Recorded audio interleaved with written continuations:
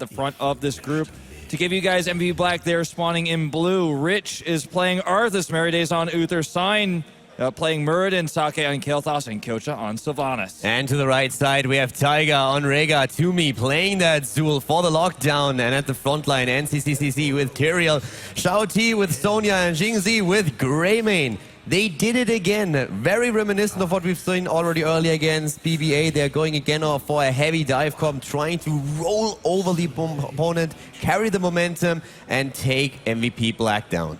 Yeah, and this is going to be really exciting. The two different comps we have are two totally different schools of thought as well. It's kind of the Chinese school of thought versus the Korean school of thought. Yep. And it's a dive-heavy, melee-heavy comp from eStar, and that's going to give them good team fights if they can take the fight on their terms. The Black splits against them, uses their pressure that they have with Sylvanas. You know, this is not necessarily going to go eStar's way. I have to actually ask you, because these are totally different drafts, whose draft do you like better here? To be honest, I think that eStar can definitely take it here. Overall, I would give MVP the better chances, but I like the draft that eStar went here. The thing is, like, what they can definitely do, and I really like is they can start to really force the fight with the Bone Prison on Zul. There's, of course, always the cleanse that we have to watch out for, but the idea behind any kind of, like, Tyrael-based, melee-heavy draft is always you jump in, you force a fight, you drop that Sanctification, and then you basically reign supreme for a couple of seconds. And oftentimes, the counter to that is something like a false stat with Mighty Gust, something like a Tacita with a forced wall. But right now, you can force the battle with the Bone Prison, and then you go ham. If they can force the engagement that they want, they will dominate these fights. But MVP Black is a very smart team, so they are going to try and deny that at every step of the way. Sure.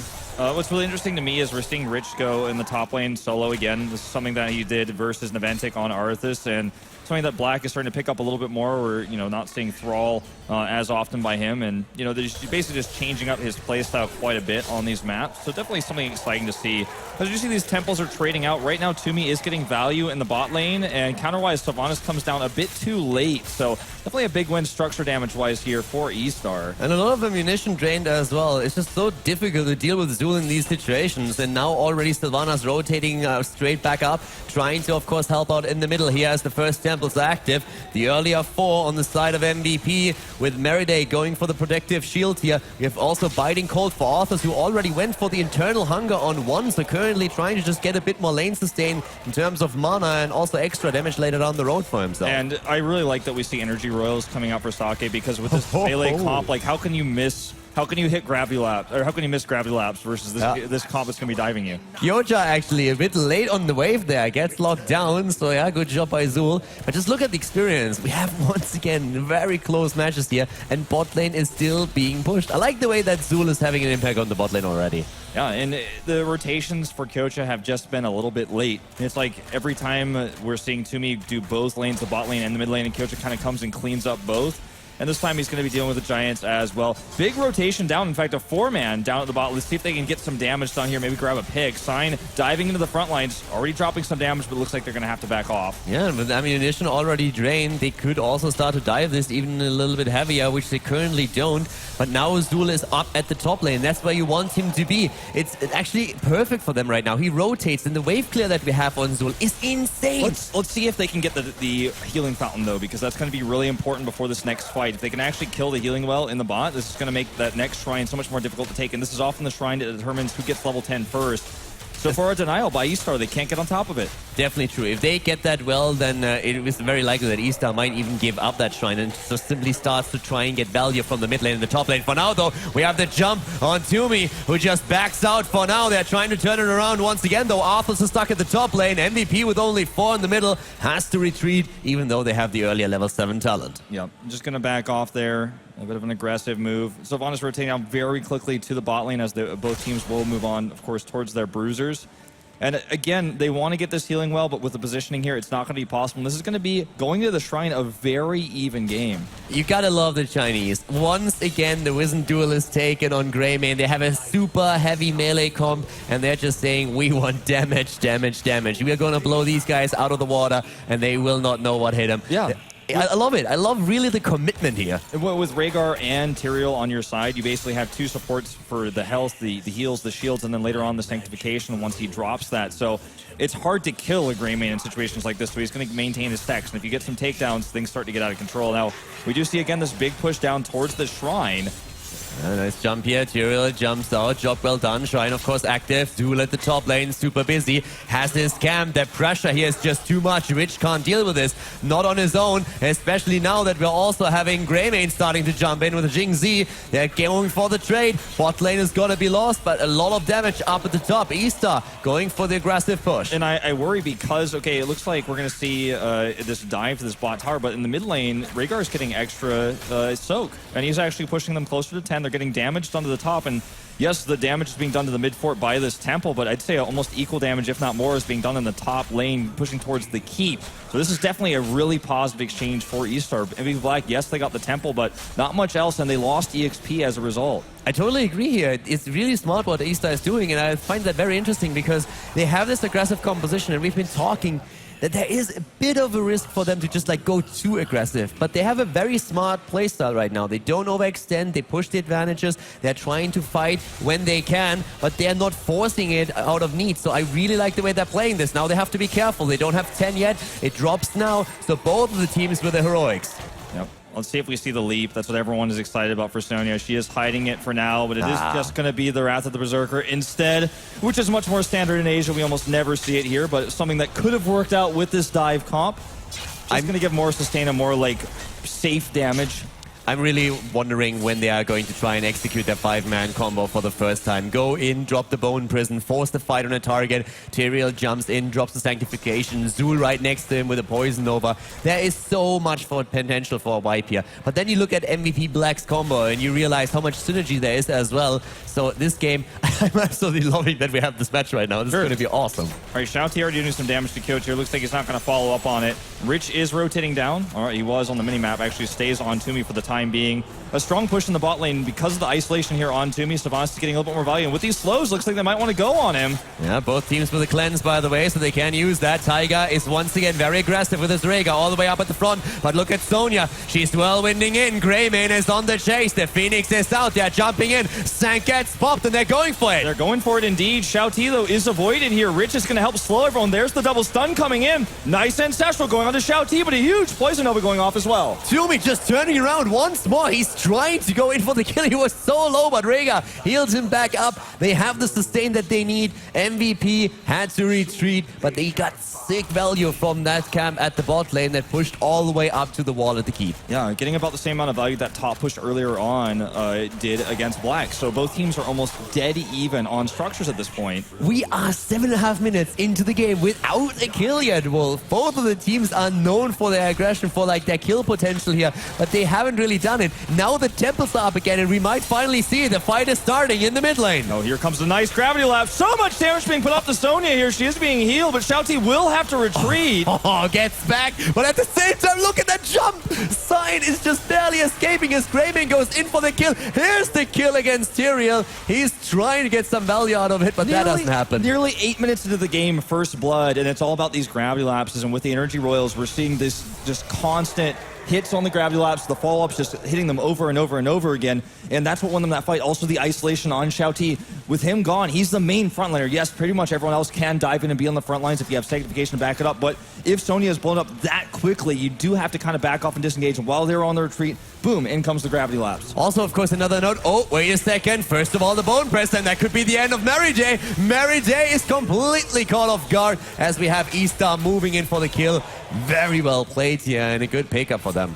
Now, looks like Mary Day is just going to try to get some more vision there, but they're going to dive in. The huge Wailing Arrow goes off, but there's the Sank to follow up. And remember, Shao T's here now. Kyoto goes down. That's the kill, and they're trying to go for a second one, but at the same time, they're losing Greymane. That's it with the stacks for now. Great Ancestral, but MVP Black, they turned it around. Take doing so much damage from behind. He's totally left alone, and the Living Bomb obviously going to do so much with the connects there when you're up against such a melee-heavy comp, and they're even going to lock down Tiger here. Nice dodge on the gravity laps, trying to maybe get a pick on Sake here, but it's not going to happen, and this ends up being 4 for 1. Damage, Batman. That turned around fast. Like, it was a beautiful trap set up by MVP first off, and they were able to get the damage in. Really well played here.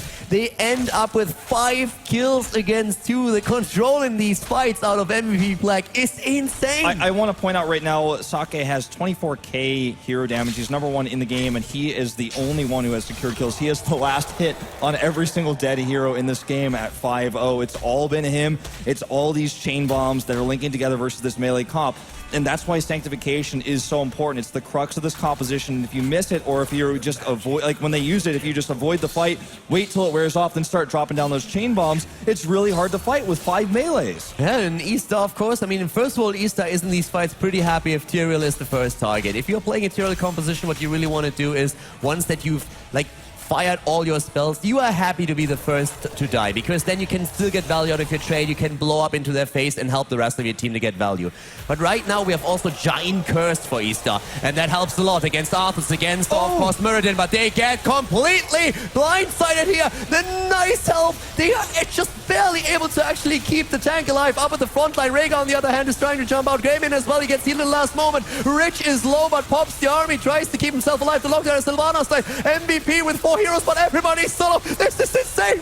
Toomey stays alive down the bot. It's absolutely crazy here. Shouty is still alive too, and he can go back in, and there he goes. He's on Rich here. Looks like Rich will secure 1 kill. Meriday's on the retreat. It's not over yet. There's the Aldruin's in. Looks like he will just barely escape, but you know, and that may have looked like an overextension from eStar. That may have looked like a mistake to see them go that far, but they were so confident. They knew a rotation was coming, and they baited it, and they sanked. What just happened? We're going to take a closer look at it. Look at this fight. Everybody's about to die. They're jumping in. Sylvanas is dead. They're rushing after every single one, but it's Muradin who dies in the end. They're trying to drop Arthas, but Rich is too fast. He kills Rhaegar first before he himself is taken out.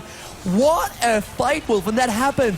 After we saw MVP Black blindsiding them from the top, rushing in. What a beautiful engagement here. Yeah, they just knew exactly what was coming, and I think it was almost a bait there from eStar. eStar's a smart enough team to where they didn't have any vision of everybody, and they were not just going, well, I guess we'll just stay here and see what happens. They knew a fight was likely to come. They had sanctification up, and that turned that fight on a dime.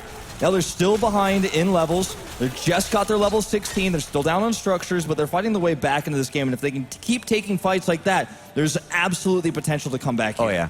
I'm actually, like, really surprised that we have Earth Shield taken for Rhaegar over the tidal waves, considering how they've been engaging into these fights. Like, a lot more sustain heal would be great for them, but the Earth Shield, of course, amazing if you're trying to save a target that is about to blow up. Rhaegar now on 16, also with the Earthgrass Totem. And Tyrael, by the way, not going for Holy Ground or anything. He doesn't care about that. He wants to stay alive. Blood for blood it is. And temples are being fought over once again, on the same talent level, of course. Yeah, if he can actually, you know, get that extra damage, the blood for blood, the shields go down, and you could get the reset on the go for the throat. That's obviously going to be what they want to go for. Already locked down now, though, is Sing Si. Yeah, trying to go in once more. Phoenix is left behind. They're moving in. Sanct has been popped. The cooldown is over. Oh, that's still have an engagement. They're trying to go in for Sing Si this time. He moves away. He still has his stats. Oh, Kyosha diving deep with the wave, going back out. And we have the Ancestral coming through. But it looks like Tyrael is going to fall here. Poison over. He's still alive, by the way. Blood for blood kept him alive a little bit longer. He's re-engaging, but it's the death of Sonya